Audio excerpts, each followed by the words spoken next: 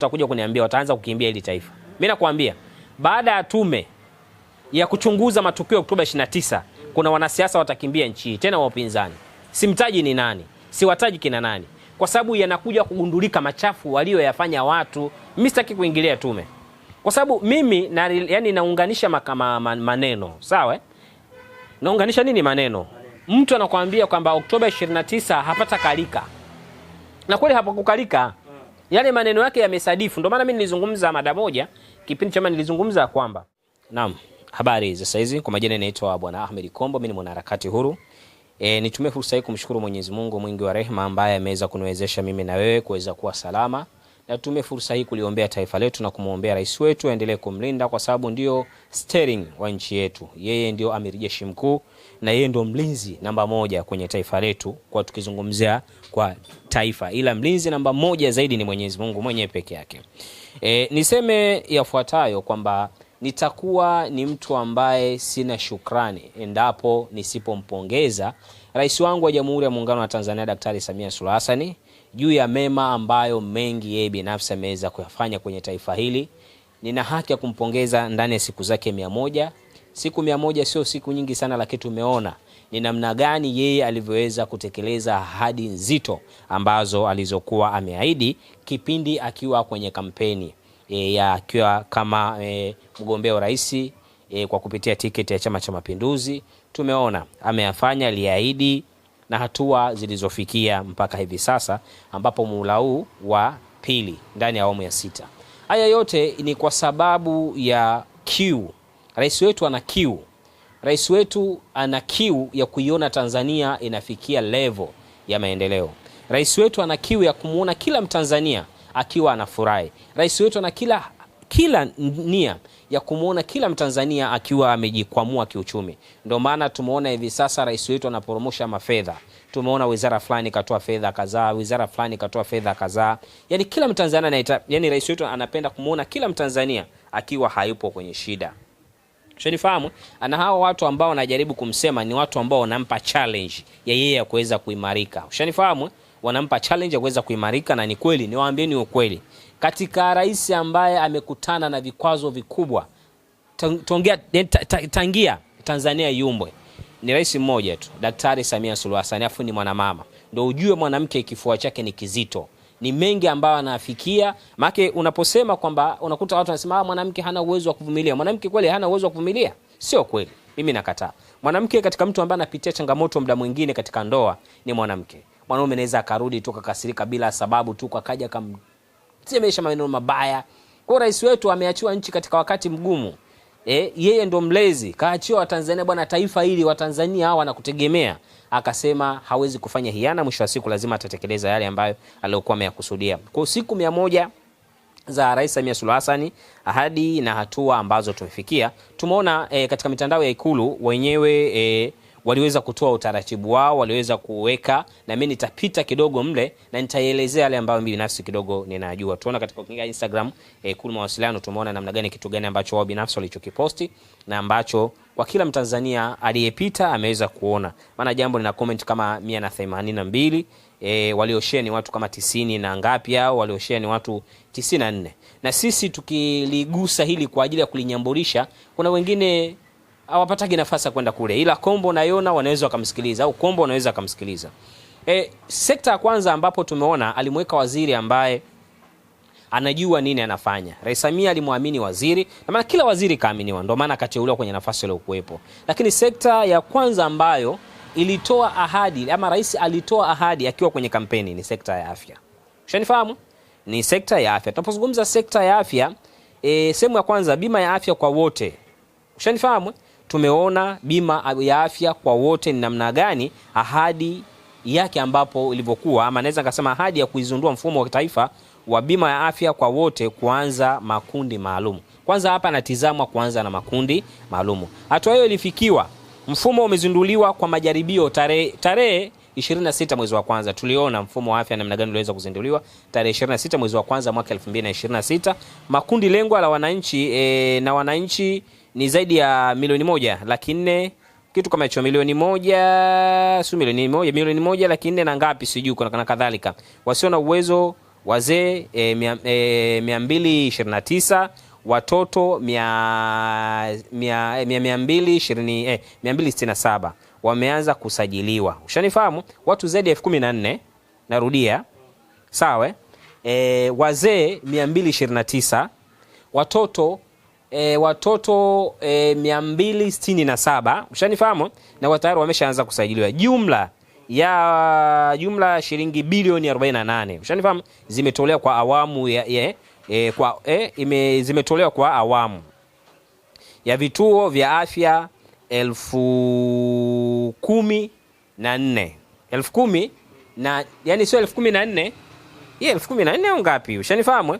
Kwa kiufupi 1014, unaona? Sio 1014, 10,000 ile eti mwishoni imeandikwa 4, au sio? Nimekosa, ni sahihi. Unaona, viliundwa na wananchi waliwahudumia wananchi waliosajiliwa hadi 100,000 na ushanifahamu, sawa na 9% ya lengo la awamu ya kwanza. Kwa hiyo rais, kwenye sekta ya afya tukiangalia watu ambao wameweza kunufaika, watoto, yale makundi maalum ambayo yanahitajika kunufaika, tumeona ameweza kunufaika kwa 9% kwa awamu hii ya miezi mitatu tu ambazo ni siku 100. Kwa hiyo tukiangalia sekta ya afya, rais amefanya makubwa. Ndio maana anasema ule mama sio muongo. Ule mama sio muongo. Ila watu tu wenye viherehere washaona kwamba wameshazidiwa. Napozungumza kwamba washazidiwa, tukiangalia watu ambao wanamsema rais wetu ni watu ambao tayari wameshazidiwa. Na watu wengine unakuta ni wanafiki tu ambao wapo hapo wanajaribu kumkwamisha. Mimi nakwambia katika safari huwa kenge safari ya mamba kenge huwa hawakosi. Jiulize kwa nini rais kipindi cha katikati alipangua sana watu. Kwa nini alifukuza sana? Yani alitengua sana watu. Lengo, anahitaji watu ambao wataendana na kiu. Ushanifahamu? Wataendana na kiu yani mawazo yake ya kuhakikisha kwa ndani ya siku 100 ama miezi mitatu ya muhula wake huu wa pili atakuwa ameshatekeleza. Lakini tukija katika sehemu ya pili, matibabu kwa 100% kwa wasio na uwezo. Kuna watu leo hii, ndugu yangu, wanapata mitihani mikubwa sana ukienda hospitalini. Unakuta mtu amepata tatizo. Mimi binafsi mwenyewe nishaye kupata ajali. Ushanifahamu? Kwa hiyo changamoto zile unazijua. Mtu anataka kuaishwa, unakuta mdau unapata tatizo. Sisi watoto wa kimaskini, unakuta mtu huna chochote, huna 100 yote, lakini watu wanakupeleka hospitali, watafanywa matibabu ya awali. Kwa hiyo Rais Samia amekiona hiki, matibabu ya awali kwa 100% kwa watu wasiokuwa na uwezo. Tunaangalia familia zetu za Kitanzania nyingi, wengi hatuna uwezo. Sasa jamani, rais ameamua kufanya hivi kwa sababu ni maamuzi ya rais, ni ahadi alizotoa kwenye kampeni. Hivi sisi tunalalamika nini tena? Hebu nisaidie mdogo wangu Top Zero. Sisi tunalalamika nini? Nisaidie ndugu wangu Top Zero. Yaani shida yani amna 1% tayari hapa ameshatoa matibabu kwa 100%. Ushani kwa watu wasiokuwa na uwezo na nini? Yaani lengo la kutoa matibabu kwa 100% kwa watu wasiokuwa na uwezo ndani ya miezi mitatu, na jambo hilo tayari limeshafanyaje? Limeshatekelezwa na linatekelezwa. Ushanifahamu? Kwa nataka kuniambia kwamba ndani ya siku 100 za mama kutimia inamaanisha kwamba baadhi ya kila sekta amegusa kwa 1% hizo ambazo ushanielewa sasa? Nakuja huko kote, nitakuja. Mimi najiuliza wale ambao wanasema mimi siitambui serikali ya Samia, mimi si nini, hivi wana hoja gani ambazo zitatusababisha sisi wananchi tusikubali? Unajua kuna hata wananchi wengine, vijana wengine wamekuwa kama wamezolewa na mkumbo. Leo kiwauliza, haya unachokililia wewe ni nini?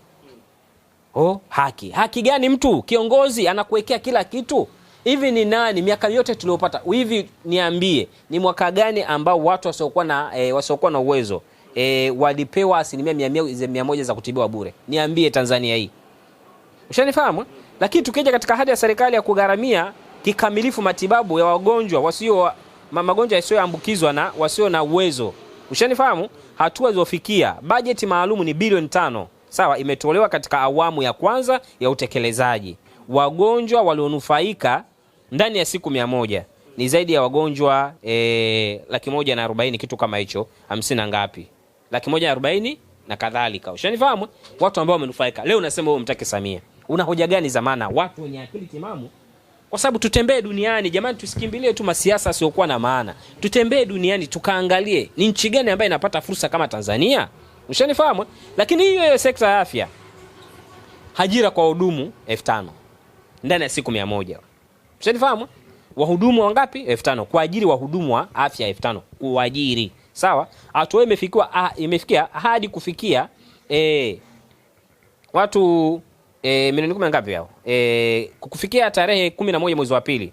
Sawa, tarehe 11 mwezi wa pili 2026 mwaka huu unapozungumza. Na maana tarehe 11 mwezi wa pili, na hapa tuko mwezi wa ngapi? Mwezi wa pili. Wahudumu wameajiriwa kwa asilimia wangapi? Wahudumu 1400 ngapi hao? Wahudumu 1000 ngapi? 4525 sawa na asilimia 90.5 kwa lengo. Sawa, taratibu zote zinaendelea kukamilishwa na kwa madaktari madaktari hao wangapi hao? 470 na ngapi hao? Ushanifahamu? Kwa tukiangalia rais yeye anapambana kuhakikisha sekta ya afya inakwenda kuondoa zuio la miili kutoka hospitali. Changamoto kubwa ambayo ilikuwepo, hii ndugu yangu utaangalia jinsi ya kuiweka. Changamoto kubwa ambayo ilikuwepo, leo hii tulikuwa tunaenda hospitali, mtu akisha kufa kuitoa maiti ilikuwa ni kipengele. Ushanifahamu? Katika kipengele kikubwa ilikuwa watu ni kutoa maiti, kwa nafikia watu wanafikia hatua wanasusa maiti. Tulikuwa tunaona story nyingi kuhusu maiti, lakini leo hii nakuambia kuondoa zuio, rais ameondoa zuio. Unaona? Amesema ahadi kukomesha kuzuiliwa kwa miili ya marehemu kwa sababu za madeni. Ushanifahamu? Kwa sababu ya madeni. Tukiangalia pale mazingira kwamba watu wengi wakipata matatizo yao unakuta maiti hairuhusiwi mpaka watu walipe deni. Haya na washatumia, unakuta mgonjwa labda alikuwa anaumwa akatumia na deni labda la milioni 50. Ushanifahamu? Labda mgonjwa kashatumia tayari labda na deni la milioni 100. Mgonjwa na deni la milioni 500. Unaona? Maiti ilikuwa inazuiwa, ilikuwa itoki. Lakini sasa hivi ninapoongea mimi na wewe, hata kama mgonjwa alikuwa anadewa milioni 100 ngapi, kwa mujibu ya utaratibu huu. Ushanifahamu? Ina maana mgonjwa hata kama alikuwa anadewa milioni ngapi akafa, miili inatoka bila kuzuiwa. Ushanifahamu? Hatua hiyo imefikia kwa haraka, kwa waraka wa utekelezaji uliotolewa na kwa hospitali waraka wa utekelezaji umetolewa kwa hospitali zote za umma. Vituo vya kutolea huduma ya afya vitaendeleza. Ushanifahamu? Malalamiko yaliyopokelewa baada ya utekelezaji wa 0%. Ushanifahamu? Kwa kimsingi rais kwenye sekta ya afya amefanya mambo makubwa sana na tumeona. Nikija katika fungu la sekta afya nimeshamaliza. Tunakuja kwenye upande wa elimu. Ushanifahamu? Hii sekta afya tushafanyaje? Tushamaliza. Tunaanza katika sekta ya elimu. Sekta ya elimu tumeona ajira za walimu 7000 wa sayansi na hisabati. Na juzi kati tuliweza kumuona rais akiwa ameenda kuzindua mfumo fulani ambapo tutakuja kuzungumzia. Unaona? Tayari watu washaajiriwa watu 7000. Ushanifahamu? Hatua iliyofikia walimu walioajiriwa hadi kufikia tarehe 11 sawa mwezi wa pili 2026 ni 34% ya lengo. Sawa? 34% ya lengo. Naona taratibu za ajira zinaendelea kwa walimu hao wengine. Ushanifahamu? Waliobaki. Lengo kutimiza, hii ni tarehe ngapi na kutajia? Tarehe 11. Leo tarehe ngapi? Wenyewe wanaita Valentine Day. Ushanifahamu? Hii ni sekta ya elimu. Ushanifahamu? Leo unakuja kutuambia eti Samia hafai. Kwa hoja gani ambazo ulizokuwa nazo? Eti leo unakuja kumtukana Kombo chawa. Hata ukimtukana utawatukana wengi. Ukimtukana Kombo kaa ukijua unamtukana mzazi wako. Ushanifahamu? Kwa sababu mzazi wako unakuta na mkubali kiongozi wa nchi. Ina maana ukimwona Kombo ni mjinga, ina maana sawa sawa unamfananisha mzazi wako kwamba ni mjinga. Ushanifahamu? Tusifikie hatua hiyo. Unajua shida sisi wa vijana huwa hatuangalii. Ushanifahamu? Huwa tuangalie. Kwa katika sekta ya elimu kuna vingi ambavyo vimefanyika, ushirikiano wa TVET sijui nini ya sekta binafsi, ni namna gani VETA sijui watu gani nini na nini. Yaani in short kwamba rais ameshamaliza jukumu lote kwa upande huo. Kiufupi mimi niseme tu kwamba kwa sekta ya tukija katika sekta ya uchumi na uwezeshaji tumeona mitaji 200 mitaji ya bilioni 200. Unaona? Zimeweza kutenga bilioni 200 kwa mtaji wa huo. Ushanifahamu? Tumeona kuweza niseme tu kwamba rais wetu, mimi nisiendelee na haya, tukiangalia grid ya taifa ya maji, rais kote kawekeza sekta ya maji. Unaona? Tukiangalia sekta ya nishati safi ya kupikia, rais amewekeza mzigo wa kutosha. Tukiangalia utawala bora, rais ameweza kuona tume ya maridhiano na katiba. Hapa ndo patamu, hapa ndo kwangu. Ushanifahamu? Tume ya maridhiano na katiba tumeweza kuona. Rais alisema kwamba kuunda tume ya mazungumzo ya maridhiano. Kama tunavyoona kesi zinaendelea. Kesi zinafanyaje? Zinaendelea. Tundu Lissu anasikilizwa. Ushanifahamu? Kina Heche wanazungumza, wanabwatuka mpaka wanasema uongo. Wakasema kwamba kesi ya madai ile imeshaisha, kumbe haijaisha, ya mgawanyo wa mali ile. Ushanifahamu? Wakasema kwamba wako huru kufanya siasa, kumbe sio kweli, hawako huru kufanya siasa. Ushanifahamu? Lakini rais yeye ametoa nafasi. Unaona? Amesema kwamba hatua iliyofikia tume itaundwa baada ya matokeo tume itaundwa baada ya matokeo ya tume ya uchunguzi ya vurugu Oktoba 29. Ushanifahamu? Na maana utekelezaji ushaanza, kwa sababu unapozungumza utekelezaji umeanza. Tume ya Jaji Chande ile ya kuchunguza matukio ya Oktoba 29 ikishamalizika ile tume. Ushanifahamu? Maridhiano sasa, jambo la maridhiano, kwa sababu tunakwenda kuangalia tatizo. Kuna tatizo gani? Kwa nini kilitokea kile? Ndio maana kuna baadhi ya watu hapo tume ikishaisha ile, kuna watu utakuja kuniambia wataanza kukimbia ili taifa. Mimi nakwambia baada ya tume ya kuchunguza matukio ya Oktoba 29 kuna wanasiasa watakimbia nchi, tena wa upinzani.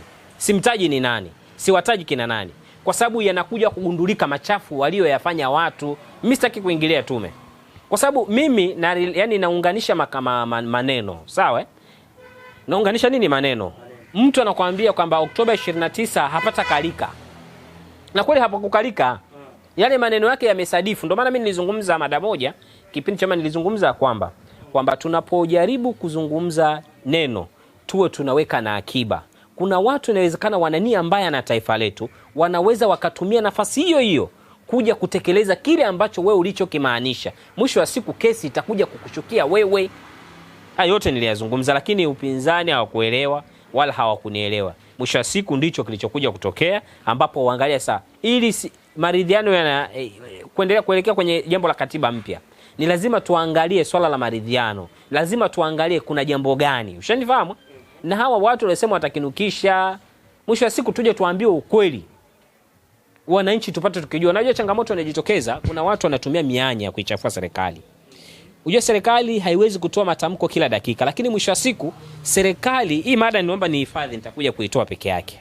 Unaona? Kwa kiufupi bwana, siku 100 za Rais Samia tumeona ni namna gani imeweza nimewapa tu vidokeza namna gani niweza kufanya kazi. Kiukweli Rais Samia, mimi nakupongeza sana, piga kazi, tunakukubali wa Tanzania.